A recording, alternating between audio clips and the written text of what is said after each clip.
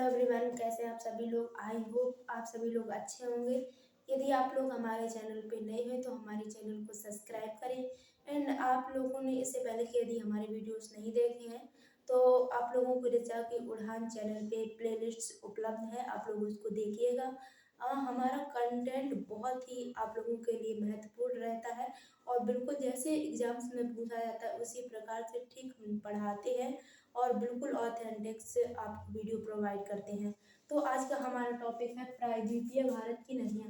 आज हम इसमें समझेंगे कि प्रायद्वीपीय भारत में कौन कौन सी प्रमुख नदियाँ हैं और इनको किन आधारों पर डिवाइड किया गया है और इनके किनारे कौन कौन से महत्वपूर्ण शहर अवस्थित हैं और इन नदियों का प्रवाह क्षेत्र किन किन राज्यों में है। इन सभी के बारे में आज हम बेसिक से समझेंगे, तो आप लोग हमारे साथ में बने रहिएगा। ठीक है, तो चलिए हम शुरू करते हैं आज का अपना टॉपिक। प्रायद्वीपीय भारत की नदियाँ। प्रायद्वीपीय भारत की नदियों को दो भागों में बांटा जाता है। सबसे पहले नंबर दो भागों में डिवाइड किया जाता है। एक अरब सागर में गिरने वाली नदियाँ। अरब सागर में गिरने वाली नदियाँ। अरब सागर में गिरने वाली नदियाँ। ठीक है, अरब सागर में गिरने वाली नदियाँ। अरब सागर में गिरने वाली नदियाँ। यदि हम इनकी बात करें तो इनमें सबसे जो प्रमुख नदी है वो है नर्मदा नदी। ठीक है, कौन सी है नदी? नर्मदा नदी। आप लोगों को यदि हम इसके मैप के माध्यम से थोड़ा समझाना चाहते हैं जिससे आप लोगों की थोड़ी बेसिक समझ बन जाएगी इससे। सॉरी,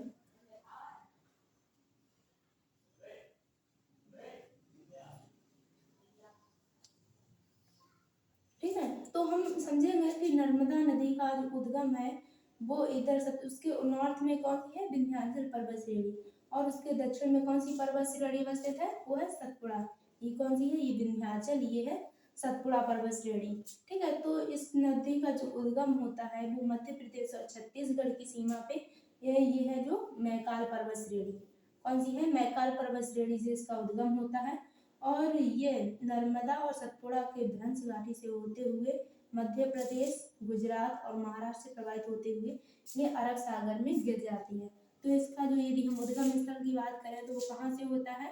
तो मध्य प्रदेश, यानी कि मध्य प्रदेश को हम शॉर्ट में इधर लिख रहे हैं एमपी। ठीक है, एमपी का मतलब होता है मध्य प्रदेश और मध्य प्रदेश और छत्तीसगढ़। मध्य प्रदेश और छत्तीसगढ़ की सीमा पे कौन सी वो पर्वत श्रेणी अवस्थित है? मैकाल पर्वत श्रेणी के अमरकंटक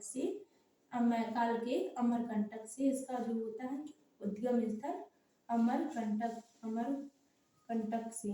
ठीक है, अमरकंटक से इसका उद्गम होता है। ठीक है, अमरकंटक से इस पर्वत श्रेणी, इस नर्मदा नदी का उद्गम होता है। यदि हम इसकी बात करें तो जैसे हमने बताया आपको कि इसके नॉर्थ में यानी कि इसके उत्तर में विंध्याचल और इसके दक्षिण में सतपुड़ा पर्वत श्रेणी है। ये दोनों जो पर्वत बने हैं इनके निर्माण का जो मुख्य आधार है वो भ्रंश यानी कि भ्रंश की क्रिया के कारण निर्मित होने वाले प्रमुख पर्वत श्रेणियां हैं। तो ठीक है, तो इनके बीच में जैसे कोई दो श्रेणियां हैं, दो पर्वत है, उनके बीच में क्या हो जाती है? घाटी निर्मित हो जाती है। घाटी का मतलब दो ऊंचे स्थानों के बीच में निचला क्षेत्र, जिससे क्या हो रही है? यहाँ से ये नर्मदा नदी प्रवाहित हो रही है। ठीक है, नर्मदा नदी का उद्गम मध्य प्रदेश और छत्तीसगढ़ की सीमा पे मैकाल पर्वत श्रेणी से होता है और ये बाद में जाकर के अरब सागर में गिर जाती है। ठीक है, यदि हम बात करें इसके जो अपवाह क्षेत्र की, अपवाह क्षेत्र में तीन प्रमुख राज्य आते हैं। एक है मध्य प्रदेश एमपी, गुजरात और महाराष्ट्र। ठीक है, महाराष्ट्र। ये तीन प्रमुख जो राज्य हैं इससे होकर के नर्मदा नदी प्रवाहित होती है। तो क्वेश्चन में पूछा जाता है कि नर्मदा नदी किन किन राज्यों से प्रवाहित होती है, तो इसका जवाब होगा तीन राज्यों से, मध्य प्रदेश, गुजरात और महाराष्ट्र, ये 3 राज्य हैं प्रमुख रूप से कि जिनसे नर्मदा नदी प्रवाहित होती है। यदि हम नर्मदा नदी बेसिन की बात करें, किसी नदी के बेसिन का तात्पर्य होता है कि मुख्य नदी और उनकी अन्य प्रमुख सहायक नदियाँ। जिस प्रकार से हमने से अभी जाना कि नर्मदा नदी 3 राज्यों से होकर प्रवाहित होती है। यदि पूछा जाए नर्मदा नदी बेसिन किन किन राज्यों में है, तो इसके जवाब में होगा या कि राजस्थान, मध्य प्रदेश, छत्तीसगढ़, उड़ीसा, महाराष्ट्र, गुजरात, ये सभी राज्य आगे। बेसिन का मतलब है जैसे नर्मदा नदी की कोई सहायक नदी है, वो उसका जो उद्गम स्थल है वो कहाँ पे है, राजस्थान में। तो अब वह क्षेत्र का हिस्सा कौन बन गया, राजस्थान। ठीक है, तो आप लोगों को मतलब नदी बेसिन थोड़ा समझ में आया होगा। ठीक है, तो हम यहाँ पे मुख्य नदी नर्मदा की बात कर रहे हैं। और इसको बोला जाता है, जैसे कभी कभी क्वेश्चन आता है कि पूर्व से पश्चिम की ओर प्रवाहित होने वाली प्रमुख एक नदी का नाम बताइए। तो आप लोगों का जवाब होगा नर्मदा नदी, क्योंकि ये हम आपको थोड़ा समझ में बना दें कि ये इसे नॉर्थ, ये वेस्ट, सॉरी ये नॉर्थ, ये साउथ मतलब दक्षिण, ये ईस्ट और ये वेस्ट, मतलब ये उत्तर, दक्षिण, पूर्व और पश्चिम। तो ये नदी कहाँ से, हमने देखा यहाँ से निकल रही है और इधर की ओर आ रही है, मतलब ये पूर्व से पश्चिम की ओर प्रवाहित होती है। ठीक है, और ये बोला जाता है इनको कि उल्टी दिशा में प्रवाहित होने वाली नदी का नाम बताइए, तो नर्मदा। क्योंकि और सभी सामान्य नदियों की यदि हम बात करें तो वो सब कहाँ पे गिरती हैं, बंगाल की खाड़ी में गिरती हैं, वो पश्चिम से पूर्व, जबकि ये किस तरफ से बह रही है, पूर्व से पश्चिम की ओर प्रवाहित हो रही है। इनको उल्टी बहने वाली नदियों के नाम से संबोधित किया जाता है, पूर्व से पश्चिम की ओर बहने वाली नदियों के नाम से संबोधित किया जाता है। ठीक है, तो इसी के जो दूसरे क्रम में आती है वो प्रमुख नदी है ताप्ती। ताप्ती, यदि हम बात करें नर्मदा नदी की, तो नर्मदा नदी जो है धुआंधार जलप्रपात बनाती है। ये भी क्वेश्चन पूछा जाता है, धुआंधार धुआंधार जलप्रपात, धुआंधार जलप्रपात, धुआंधार जलप्रपात, कौन सी नदी धुआंधार जलप्रपात बनाती है, तो इस आपका जवाब होगा जाके नर्मदा नदी। ठीक है, अब हम बात कर रहे हैं ताप्ती नदी। ताप्ती नदी का उद्गम भी पूछा जाता है, तो इसका उद्गम जो होता है वो सतपुड़ा पर्वत श्रेणी से होता है। कहाँ से होता है, सतपुड़ा पर्वत श्रेणी से। और ये पूरा हमने जो भी क्षेत्र बताया ना, ये मध्य प्रदेश है, तो ये मध्य प्रदेश के बैतूल जिले से, मध्य प्रदेश यानी कि एमपी के बैतूल जिले से, मध्य प्रदेश के बैतूल जिले से ताप्ती नदी का उद्गम होता है। ठीक है, तो ये सतपुड़ा पर्वत श्रेणी के दक्षिण में प्रवाहित होती है। यह सतपुड़ा के दक्षिण में प्रवाहित होती है, दक्षिण में प्रवाहित होती है। ठीक है, कहाँ पे प्रवाहित होती है, ये बिल्कुल उसके दक्षिण में। जिस प्रकार से जो विशेषताएं नर्मदा नदी रखती है, ठीक उसी प्रकार से ताप्ती नदी की भी विशेषताएं होती हैं। ठीक है, जैसे हम बोलते हैं ना कि नर्मदा नदी भ्रंश घाटी में बहती है, तो ठीक जैसे ये पर्वत श्रेणी मैंने आपको बताया ना, ठीक यहाँ पे कौन सी नदी बहती है, यहाँ पे ताप्ती नदी प्रवाहित होती है।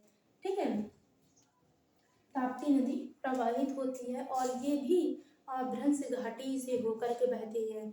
जैसे क्वेश्चन आ जाए कि ताप्ती नदी का उद्गम स्थल कहाँ पे है, तो आप लोगों को इसका जवाब देना होगा कि वो मध्य प्रदेश के बैतूल जिले से। और इसके किन किन राज्यों में बहती, ये प्रमुख रूप से 3 राज्य ये भी, लेकिन इसका सर्वाधिक क्षेत्रफल कहाँ पे आ जाएगा, इसका सर्वाधिक क्षेत्रफल थोड़ा उसका क्षेत्रफल पहले मध्य प्रदेश में, उसके बाद में महाराष्ट्र में इसका सर्वाधिक क्षेत्रफल होगा जाके, कहाँ पे, महाराष्ट्र में और गुजरात, ये 3 राज्य हैं, इनसे होकर के ये नदी प्रवाहित होती है। ठीक है, कितने राज्य हैं, 3 राज्य हैं, मध्य प्रदेश, महाराष्ट्र और गुजरात। आप लोगों ने सूरत शहर का नाम सुना होगा। सूरत जो गुजरात का एक प्रमुख शहर है, सूरत जो गुजरात का एक प्रमुख शहर है, यह ताप्ती नदी के किनारे अवस्थित है। ताप्ती नदी के किनारे, कौन सी नदी के किनारे, ताप्ती नदी के किनारे यह अवस्थित है। और जो सूरत है ये कपड़ों के कारखानों के लिए प्रसिद्ध है। आप लोग जानते होंगे कि मध्य प्रदेश में बहुत ज़्यादा इंडस्ट्रियल और मतलब औद्योगिक सबसे ज़्यादा क्रांति की यदि हम बात करें, सबसे ज़्यादा औद्योगिक राज्य की यदि हम बात करें तो सबसे ज़्यादा वो है गुजरात। तो जो सूरत शहर है वो ताप्ती नदी के किनारे अवस्थित है और ये भी ठीक उसी प्रकार से खंबासी खाड़ी से होते हुए अरब सागर में जाके मिल जाती है। जैसे पूछा जाता है कि पूर्व से पश्चिम की ओर प्रवाहित होने वाली दो प्रमुख नदियां, तो आपका जवाब होगा नर्मदा और ताप्ती। ठीक इसी प्रकार से यहाँ गुजरात से साबरमती नदी भी प्रवाहित होती है। कौन सी नदी? साबरमती। साबरमती साबरमती का आप लोग तो नाम बहुत ही ज़्यादा सुने होंगे, क्योंकि जो गांधी जी थे उनका आश्रम था साबरमती में। उन्होंने दांडी मार्च या फिर अन्य कई जो आंदोलन थे वो साबरमती से उन्होंने अपने ये आंदोलनों को शुरू किया था। तो आप लोग साबरमती आश्रम से तो उनको पहचानेंगे होंगे। तो साबरमती जो गांधी जी का आश्रम था वो साबरमती नदी के किनारे अवस्थित था। यदि हम इसके उद्गम की बात करें तो इसका उद्गम कहाँ से होता है? अरावली। अरावली पर्वत श्रेणी से होता है। कहाँ से होता है अरावली पर्वत श्रेणी? कहाँ? राजस्थान में। ठीक, इधर वेस्ट टू नॉर्थ यदि हम बात करें तो ये गुजरात के पालनहारपुर से लेकर दिल्ली तक जाती है। ठीक है, तो नर्मदा नदी ये किस तरीके से प्रवाहित होती है? ये उत्तर से दक्षिण की ओर प्रवाहित होती है। ठीक है, और गांधी जी का जो साबरमती आश्रम था गांधी जी का, वो भी साबरमती नदी के किनारे अवस्थित है। ये गुजरात की जीवन रेखा कही जाती है। ठीक है, गुजरात की जो जीवन रेखा नदी कौन सी है? तो वो होगी साबरमती नदी। ठीक है, आज हमने चर्चा किया अरब सागर में गिरने वाली प्रमुख नदियों के बारे में। अगले हम वीडियो में बात करेंगे जो बंगाल की खाड़ी में गिरने वाली नदियों के बारे में। कहाँ की? बंगाल की खाड़ी में गिरने वाली नदियों को, क्योंकि बंगाल की खाड़ी में गिरने वाली नदियाँ अगले हम टॉपिक में बात करेंगे। ठीक है, अगले हम टॉपिक में बात करेंगे। तो आज हमने समझा नर्मदा नदी के बारे में, ताप्ती नदी के बारे में और साबरमती नदी के बारे में। छोटी सी आपसे इन्फॉर्मेशन मतलब मुझसे छूट गई है कि यदि हम बात करें तो उकाई जलप्रपात ताप्ती नदी पे है। उकाई जलप्रपात ताप्ती नदी पर है। और हाँ, और जो मतलब नर्मदा नदी है वहाँ पे जो बेहड़ा घाट वहाँ पे लोग जाते हैं, पर्यटन स्थल है। बहुत खूबसूरत मंजर वहाँ पे देखने को मिलता है। एकदम वाटरफॉल से गिरते हैं और बहुत ही अच्छी घूमने वाली जगह है। आप लोग हो सके तो वहाँ पे घूमने जाइएगा। तो हमने जैसे भेड़ा घाट वो कहाँ पे है? वो नर्मदा नदी किनारे है। और जो उकाई जल विद्युत परियोजना चलाई जा रही है वो ताप्ती नदी पे है। ठीक है, आप लोगों को ये वीडियो कैसा लगा? यदि अच्छा लगा हो तो वीडियो को लाइक ज़रूर करें और कमेंट करके हमें एडवाइस ज़रूर दीजिएगा कि वीडियो आपको कैसा लगा। अगर अच्छा लगा हो तो इससे वीडियोस को शेयर कीजिएगा और लोग भी इससे वीडियो से जुड़ सकें। इसके लिए आप इन वीडियो को जरूर शेयर करें और सब्सक्राइब करें और वीडियो को लाइक करें। धन्यवाद।